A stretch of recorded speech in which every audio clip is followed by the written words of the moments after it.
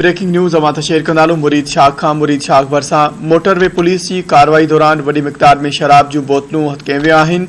Motorway police मूजिब car के रोकण जो इशारो कयो त ड्राइवर फरार थियण जी कोशिश कई ऐं तेज़ रफ़्तारी सबब कार रोड जे हिफ़ाज़ती भित सां टकराइजी बीही रही। कार मां 200 खां वधीक शराब जूं बोतलूं हथ करे कार के पंहिंजी तहवील में वरितो वियो आहे, जॾहिं त ड्राइवर मौक़े तां फरार थी वियो आहे। तफ़सील मालूम कंदासीं। द टीवी जो रिपोर्टर शेरबाज़ शर असां सां लाइन ते मौजूद है। शेरबाज़ अपडेट कजो, वधीक छा तफ़सील आहे?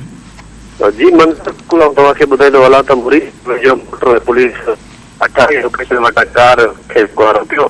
कार जेको आहे रोकण सबब कार दीवार सां टकराइजी वई। कार मां सभ खां वधीक शराब जूं बोतलूं बरामद कयूं वयूं आहिनि। कार ड्राइवर मौक़े तां फरार थी वियो आहे।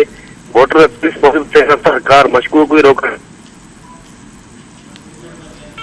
शेरबाज़ अपडेट करण लाइ अवां जी वॾी महिरबानी।